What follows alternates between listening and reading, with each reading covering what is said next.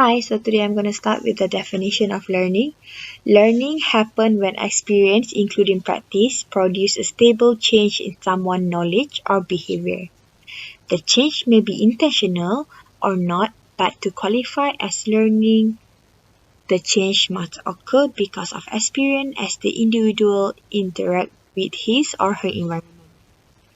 Change simply due to maturation such as growing taller or getting bald are not instances of learning.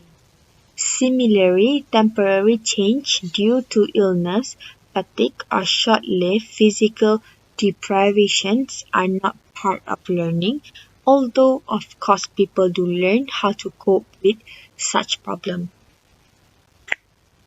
Next, on your left, there will be three general theory of learning with each different focus. Number one, behavior theories. The behavior theories is known as a learning stress observable change in behavior, skills, and habit. Next, connective theory. Connective theory, known as a learning underscore such internal mental activity as thinking, remembering, creating, and problem solving. Last, constructivist theory, known as learning, are interested in how individuals make meaning of event and activity. Hence, learning is seen as the construction of knowledge.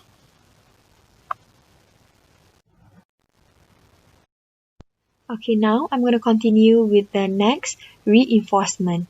In reinforcement, there are two types, which is positive and negative reinforcement. I will start with the positive first. Positive reinforcement is known as a occur when behavior produces a new stimulus or motivating force. Next, when a consequence strengthens a behavior by providing the addition of a stimulus, positive reinforcement have occurred. Example, by praise and giving compliment to the students, by giving them a token, stickers, and reward to students. That is one of example of positive reinforcement. Next, negative reinforcement. Negative reinforcement is occur when the consequences that reinforce or threaten behavior is obtained by eliminating, subtracting a stimulus. When a particular action leads to stopping or avoiding a negative situation, that behavior is likely to be repeated because the individual has learned how to avoid something negative or uncomfortable. The negative is negative reinforcement does not necessarily mean that the behavior being reinforced is bad, but rather negative implies something is being subtracted from the situation that that reinforced behave. Example, as problematic students. Okay, instead of giving a harsh punishment to them, so we can give example like we will send them to a summer camp to attend so that they can able to learn and adapt on how to change the behavior and learn on how to be disciplined. That is one of example of negative reinforcement.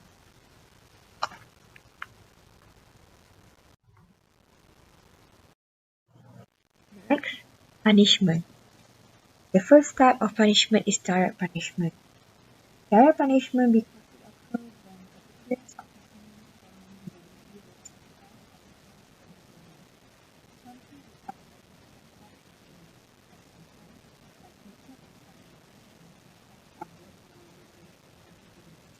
they are assigning as a removal punishment. Removal punishment because the stimulus is removed to the village. For example, when parents or teachers remove students to the village, they are engaging in removing punishment. They are removing something that is desired. Thus, direct punishment adds something to clean or stop behavior, and removal punishment subtract or delete something to decrease or weaken behavior. Next, antecedent. Antecedents, there are two types, cueing and prompting. Start with the cueing. Cueing is providing an antecedent stimulus prior to a particular behavior. It is especially useful in preparing for a behavior that must occur at a specific time but is easily forgotten. Cueing furnishes information about which behavior will be taught or punished in a particular situation. For example, a policeman sitting under an overpass or simply along the highway provides an instantaneous cue about consequences of speeding. Next, prompting. Prompting is providing an additional cue following the first cue. Sometimes people need extra help in responding appropriate to a cue. Example of prompting is providing students with a checklist or to-do list when they work in pairs as part of peer tutoring. As students learn the procedure, the checklist gradually is withdrawn. When the students have learned the procedure, no written or oral prompts are necessary. Thus, antecedents are the events preceding behavior, while cueing is providing an antecedent stimulus prior to a particular behavior. Teaching application of the behavioral approach. Number 1, the good behavior game. Basically, the good behavior game is more to teamwork, like a classroom center. So, teachers and students discuss what will make the classroom a better place to learn and identify behavior that interfere with learning. Like example, based on the discussion, class rules are developed and the class is divided into 2 or more teams. Each time a student breaks a rule, that student's team is given a mark. So the team with the fewest mark at the end of the period receive a special reward or privilege. For example, a longer recess, first to go lunch, and all that.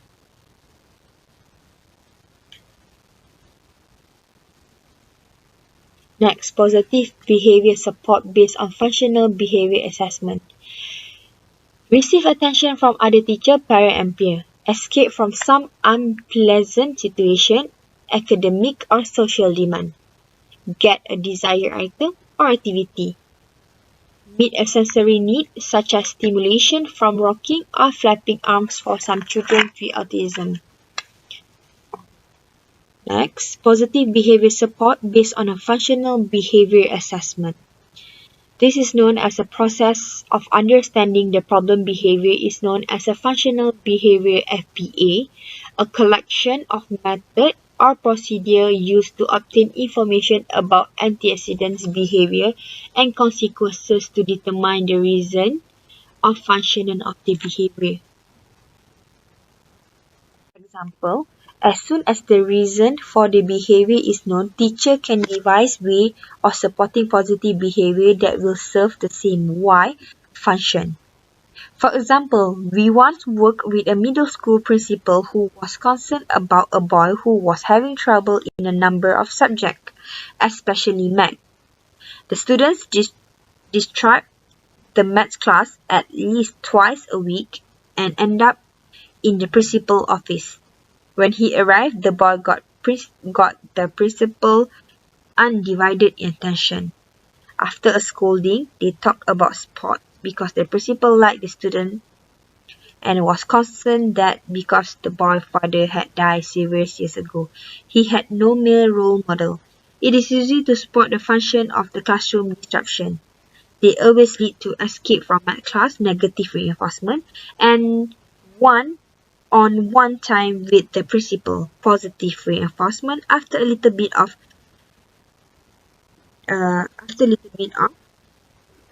demanding. Hence, together with the principal and the teacher, we develop way to support the student's positive behavior in maths by getting him some extra tutoring and by giving him time with the principal when he complete maths problem instead of when he act up in the class.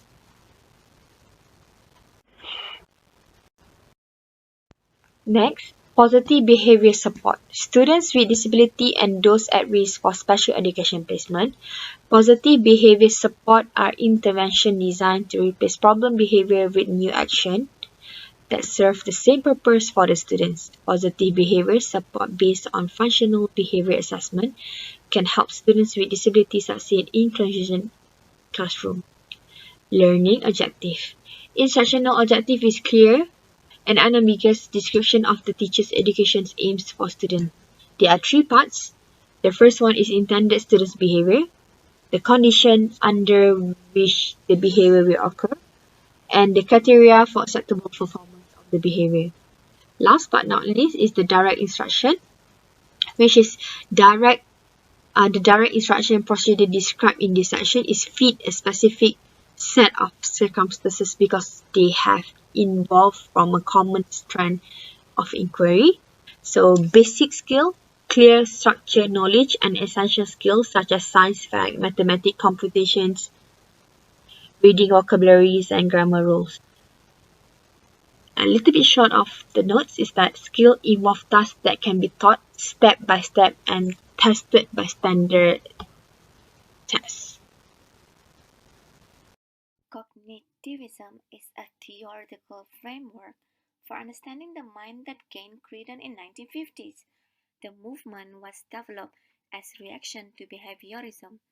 Cognitivists objected behaviorists because behaviorists thought learning was simply a reaction to a stimulus and ignored the importance of thinking.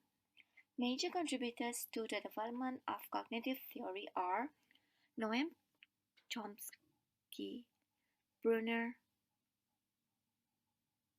Goodnow and Austin, Ulrich Neisser, David Ausubel, Robert Gagne, the Gestalt psychologists of Germany, and Benjamin Bloom.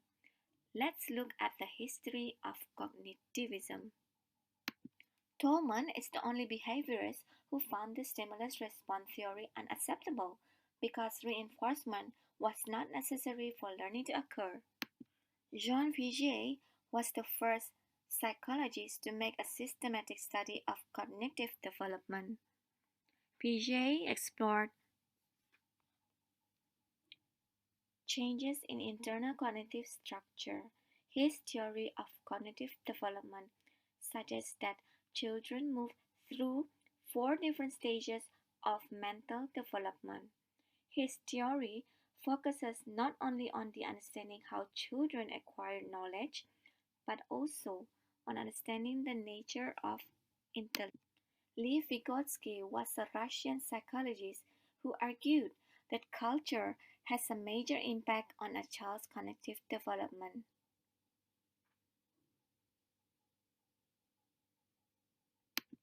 Piaget believed development stemmed directly from the child, and although Vygotsky acknowledged intrinsic development, he argued that it is the language, writing, and concept arising from the culture that elicit the highest level of cognitive thinking. He believed that the social interaction with adult and more learned peers can facilitate a child's potential for learning. Without this interpersonal instruction, he believed children's mind would not advance very far as their knowledge would be based only on their own discoveries. Jerome Bruner was very influenced by Piaget's and Vygotsky's work. He was responsible for introducing Vygotsky's work in the non-Soviet world. Cognitive perspective on learning. Cognitive theories focus on thinking, learning, conceptualization, and problem solving. Learning is an active mental process. We plan our responses using systems to help us remember and organize materials. Existing knowledge guides to new learning, the scaffold that will support the construction of all the future learning. And a good basis of knowledge can be more important than learning the good strategies. and understanding and also remembering. Information processing model. Early views had the analog between mind and computer. Information are stored in three storage systems, which is sensory memory, working memory, and also long-term memory. Sensory memory, holding system that maintains stimuli so that perceptual analysis can occur. Working memory is short-term memory and it lasted for 20 seconds. For long-term memories, the store over huge amounts of info for long period of time and it can be coded verbally or visually or both. Sensory memory is the initial system that briefly holds stimuli we perceive through our senses. It can be sensory buffer, which is images, and also echoic memory, which is sound. Working memory can be defined where new information is held briefly. It is a resemble of screen of computers and the content is activated information in the moment of consciousness. The working memories is basically one for language-based information and another one is for nonverbal, spatial, and also visual information. The duration of working memory is short, which is 5 to 20 seconds. We may use or lose it. Whenever working memory is not activated, it fades. So, in order to maintain info in working memories, we need to rehearsal or do some chunking. Chunking means regroup or chunk individual bits of information into meaningful units. For long-term memories, hold information that we move from working memories for indefinite storage. It is unlimited, but it is not always easy to access if much is stored over a long time. It would be three types of long-term memory, which is episodic, regarding memories, personal memories, procedural is how you do things, and also semantic, referring to memories for meanings, generally concept or principle. There are two ways of storing semantic memories is through image or abstract structure. We are more likely to remember new material if we integrate it with some information which is already stored in a long-term memory.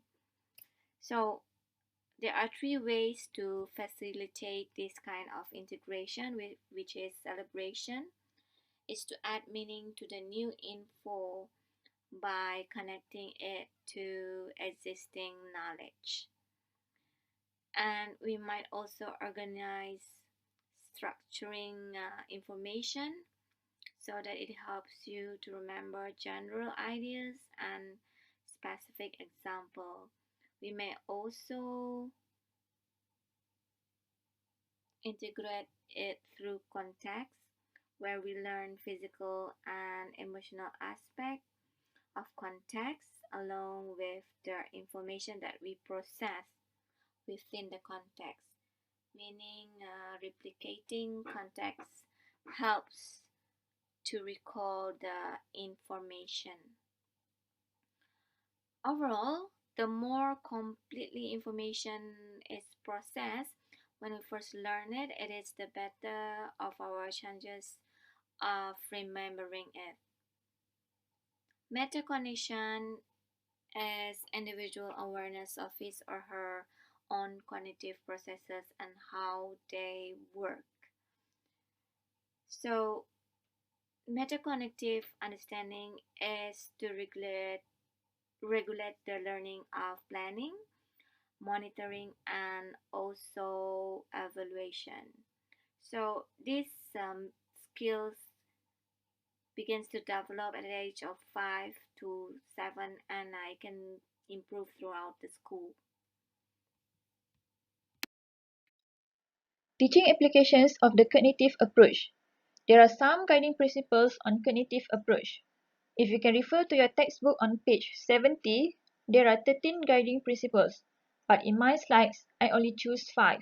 So the rest of the principles you can read on your own. The first one is make sure that you have the students' attention in your classroom before you start teaching a lesson.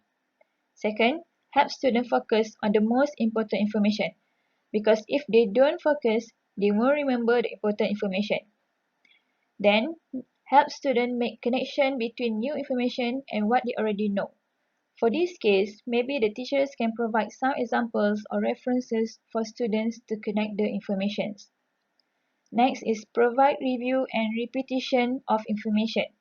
This can help the brain to remember the information easily because we keep repeating about the information to our students. The last one is focus on meaning, not memorization. Then, we move to the important application of cognitive theories. The most important application of cognitive theories are teaching students how to learn and remember by using learning tactics and strategies. The learning strategies can be cognitive, metacognitive, and behavioral. Learning strategies is a kind of knowing how to do something. For example, concept mapping, graphing, summarizing, and outlining are cognitive learning strategies. For metacognitive, is regarding monitoring comprehension. For example, do you understand about this presentation? It's more about your own ability to use this knowledge to manage your own cognitive process. For behavioral, it's based on your behavior, how you engage with your work. For example, let's say, if you manage to finish your work within a period of time, you can set an alarm clock to ensure that you will finish your work within the time that has been set. There are 4 common techniques of cognitive approach. First one is underlining or highlighting. When you read on articles or textbooks, there must be some of the key phrases that you underline or highlight. These strategies commonly used among graduate students. According to Snowman, there is a limit on how much students can underline. For example, only one sentence per paragraph. When you only select a few words to highlight, you can actively transform the information into your own words. Next is taking notes. Taking notes has at least 2 important functions. First, note-taking focuses attention and helps encode information. When you record the key ideas in your own words, it has a better chance of making it into long-term memory. Second, notes provide a permanent record that permits students to return and review. According to Kira, students who use their notes to study tend to perform better on tests. Next is visual tools. Visual graphics such as concept maps, diagrams, or chart is more effective than simply outlining the text. According to Armbruster and Anderson, specific techniques for diagramming relationship among ideas presented in a text and found that they improve the students' learning. The other useful techniques are Venn diagram and tree diagrams. Venn diagrams show how ideas or concepts overlap, while tree diagrams demonstrate how ideas branch from each other. For example, when you go to McDonald's, you want to buy a burger, then you can choose one side serve consists of fries and salad. And for drinks, you can choose cola or juice. Next is mnemonic. Mnemonics are systemic procedures for improving memory. A mnemonic helps us to remember certain facts or large amount information. For example, because. Because stands for big elephant can always upset small elephant. And the last one is acronym. Acronym is a form of abbreviation that is a word formed from the first letter of each word or a phrase. For example, UNESCO. UNESCO stands for United Nations Educational, Scientific and Cultural Organization. We move to the next subtopic, which is a constructivist approach to learning. Constructivism is a broad term used by philosophers, curriculum specialists, psychologists, and educators. It describes perspective grounded in the research of Piaget, Vygotsky, Gestalt psychologists, and as well as the philosophy of John Dewey. Most of the constructivists agree on two central ideas. The first one is learners are active in constructing their own knowledge. The second one is social interaction are important in this knowledge construction process. Constructivist approach in science and mathematics educations, educational psychology, anthropology, and computer-based education all embrace these two ideas. There are three types of constructivism consist of psychological constructivism, social constructivism, and radical constructivism. The constructivist of psychological constructivism is Piaget, which known as first wave constructivism. Psychological constructivists are interested in individual knowledge, belief, self-concept, or identity. They focus on the inner psychological life of people and how individuals build up their cognitive and emotional structures and strategies.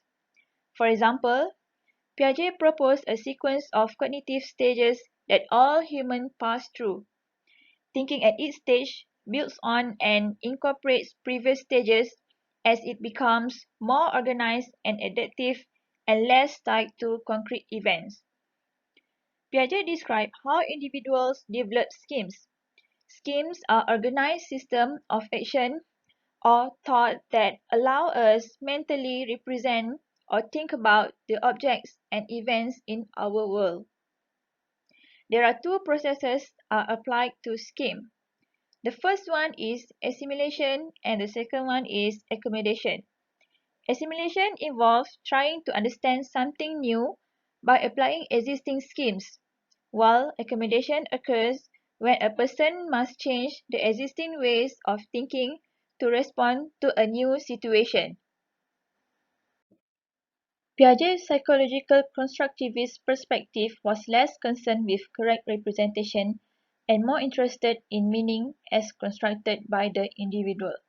Its special concern was with logic and the construction of universal knowledge that cannot be learned directly from the environment. Piaget saw the social environment as an important factor in development but did not believe that social interaction was the main mechanism for changing thinking. Then, we move to Vygotsky's social constructivism. Vygotsky believed that knowledge is socially constructed, which means knowledge is built upon what participants contribute and construct together. Social interaction, cultural tools, and activity shape individual development and learning. Vygotsky believed that cultural tools play very important roles in cognitive development. This symbol system is passed from adult to child through formal and informal interaction and teachings. Adults teach these tools to children during day-to-day activities and the children internalize them. The last one is radical constructivism. This approach encourages collaboration to understand diverse viewpoints and often challenges traditional bodies of knowledge. It finds no basis for evaluating or interpreting any belief as any better or any worse than any other. A difficulty with this position is that, when pushed to the extreme of relativism, all knowledge and belief are equal because all are constructed. This way of thinking offers problems for educators. Now we will focus on two types of constructivism, which is from Jean Piaget and Lev Vygotsky. The first one is from G. Piaget, and the theory is cognitive constructivism.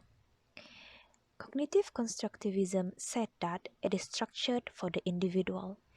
The individual's experience and process through which learning occurs. It is understanding equal to independent invention. Piaget believed that we are constructing knowledge in all our learning.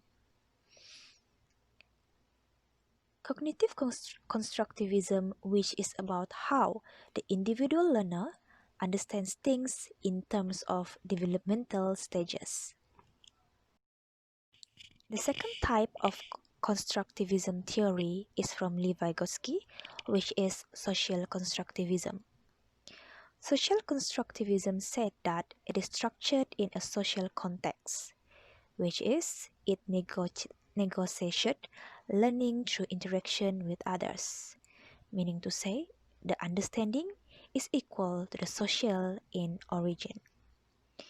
The social constructivism, which is emphasize how meanings and understanding grow out of social encounters. Generally, constructivism view learning as individually constructed. Learners construct knowledge in their own minds, and the teacher can facilitate this process by making the knowledge presented more meaningful and absorbable via creating and giving chances to the learners to discover new information and consciously using their learning strategies. Simply, teachers should give their learners ladders that lead to the higher understanding, yet the students themselves must climb these ladders.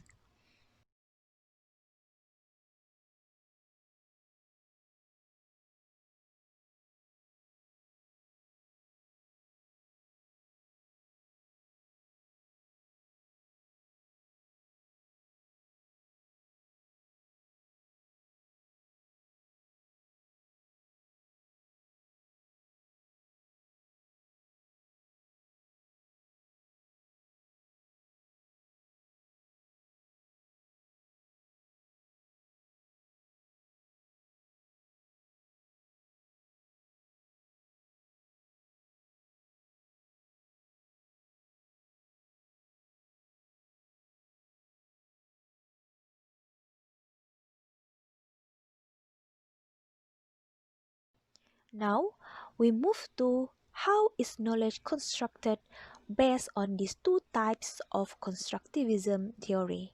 Firstly, we will focus on individual constructivism theory. Individual constructivism theory believes that knowledge is constructed based on internal processes. It is emphasized individual, internal construction of knowledge. Individual constructivism believes that all learning is constructed. It is something we learn on our own. It is also believed that we are constructing knowledge in all our learning. Let's see to the Piaget theory here about learning. There are three terms we must know in Piaget theory. The first one is equilibration, which is assimilation and accommodation. We adjust our ideas to make sense of reality. Next is assimilation. What is assimilation? It is process of matching external reality to an existing cognitive structure. For example, a 2-year-old child sees a man who is bald on top of his head and has a long frizzy hair on the sides. To his father's horror, the toddler shouts, "Clown! Clown!" It is using an existing scheme to deal with a new object or situation. Here, the learner fits the new idea into what he already knows.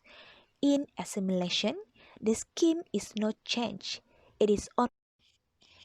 In accommodation, the scheme is altered and new scheme may be developed.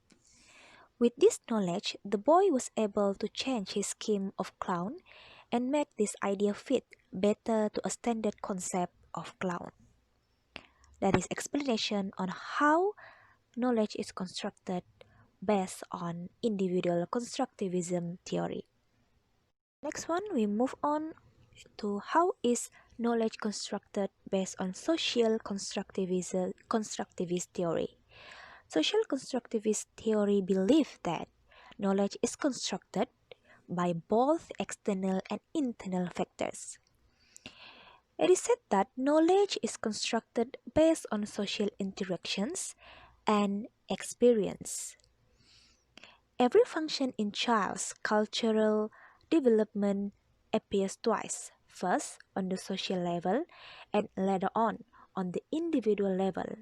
The first one is between people, which is we call is interpsychological, and then inside the child, intrapsychological.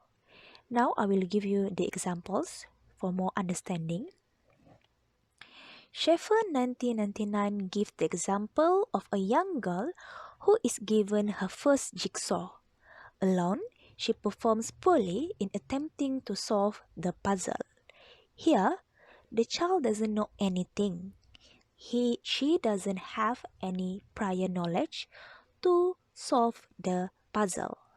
Then, the father sits with her and describes or demonstrates some basic strategies and provides a couple of pieces for the child to put together herself and offers encouragement when she does so. This is when the interpsychological takes part. It is between the father and the child. It is where the knowledge is transferred from his father to the child, and also the father starts to facilitate and guide his daughter to do the puzzle. As the child becomes more competent, the father allows the child to work more independently. Here, the intrapsychological take part. It is inside the child, which is the children know how to work alone and how to solve the puzzle alone without the guide from her father. Now we move on to the teaching applications of constructivist approaches. I will give you the 3 examples of the applications of teaching. The first one is problem-based learning. The problem-based learning is a student-centered approach in which students learn about a subject by working in groups to solve an open-ended problem. This problem is what drives the motivation and the learning. This is one of the most popular methods of facilitating deep learning. It starts, as the name suggests, with a problem. In this model, students are presented with an open-ended problem, and students must search through a variety of resources called a trigger material to help them understand the problem from all angles. The example activity of problem-based learning is the bridge building. It is begun where the students studying the engineering of bridge building by comparing the construction of famous bridges such as the Penang bridges and all other bridges in Malaysia. Then, they work in teams to construct bridges out of popsicle stick. But the challenge here is they have to get the bridges to hold until 5 pounds. Now, the students will work in a team to solve the problems by applying the knowledge that they have been taught in the earlier of the class. The second example is cognitive apprenticeships. It focuses on learning through guided experience on cognitive and metacognitive skills and processes. Cognitive apprenticeships is learning by doing. Learning by doing is particularly common in teaching motor skills such as learning to ride a bike or play a sport. But examples can also be found in higher education, such as teaching practice, medical internships, and laboratory studies. Last but not least is the cooperative learning. Cooperative learning is the process of breaking a classroom of students into small groups so they can discover a new concept together and help each other to learn. The idea of cooperative learning has been around for decades, but it never got to the same prominence as blended learning or differentiated instruction. The example of cooperative learning is scripted cooperation. I will give you the most simple example, which is what we have done now. We already breaking our classroom of students into the small group rights, and each groups already choose their topics on what they want to present. For example, my group, we already choose the topic 2. We have 4 members in our group, and we already divided tasks on our own. My task is to find about the theory of constructivism. After all of us finish our tasks, at the end of the day, we will get back together and discuss together what we already found. From that, we learn from each other because we share knowledge what we have already found on our finding on our task. So that is the learning process occur by socializing with other group members. Now we compare the learning perspective from Piaget and Vygotsky theory. Okay, the first one is Piaget, which is individual constructivist theory. The perspective of learning from Piaget is that active construction and reconstruction of prior knowledge. It means that the individuals construct meaning based on prior knowledge and experience. It is an active process in which the learner transforms informations, constructs hypotheses, and makes decisions using his or her mental models. Next one, we move to the perspective on the knowledge. So, it is said that it is individually constructed in social world. I already explained to you just now that for Piaget, the knowledge is constructed from internally processes, which is the student or the child, him or herself, construct his own knowledge. The next one is the perspective on teaching. It said that it is challenging and guiding students towards a more complete understanding. So the perspective teaching from Piaget is very challenging because the teacher must guide the students so that he or she must be complete understanding by their own.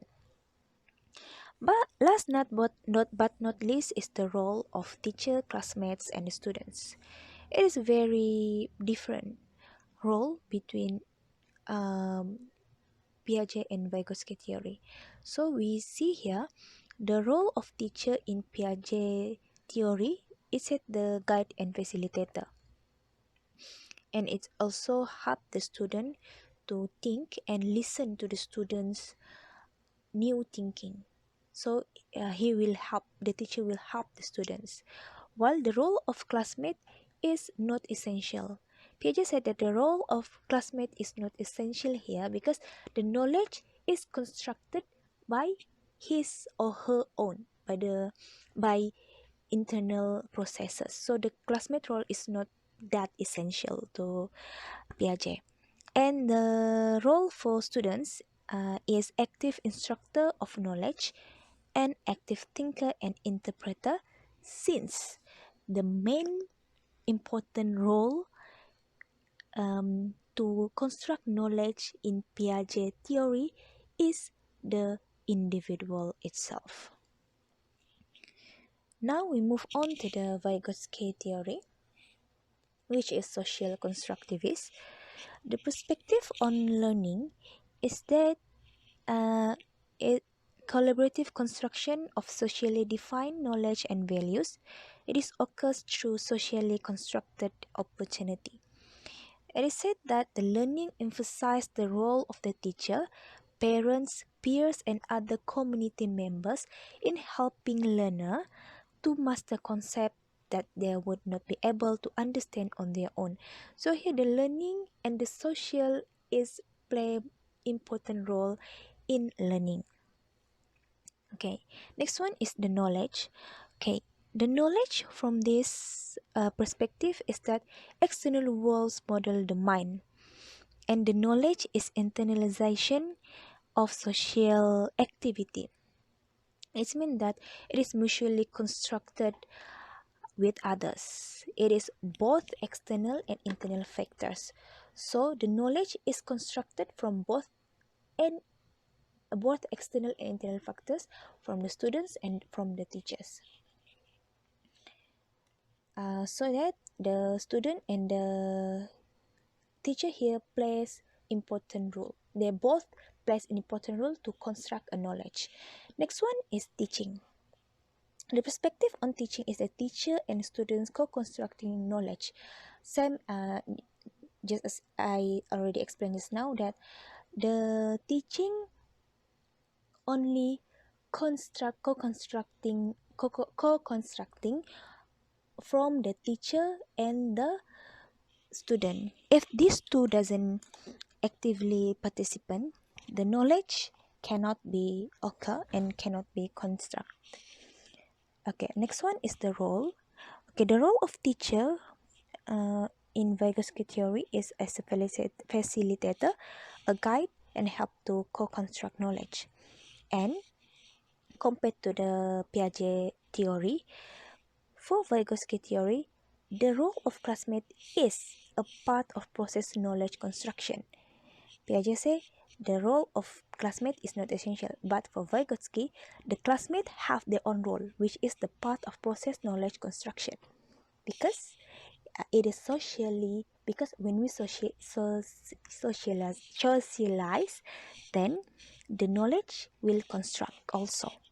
And the role of student is active social participant. Okay, now we move on to the conclusion. I will conclude the three theories we have been presented just now. The first one is behaviorism. So, behaviorism said that learning is a process of reacting to the external stimuli, and also behavior can be explained without considering mental states or consciousness. The second one is cognitivism. It is said that learning is a process of acquiring and storing information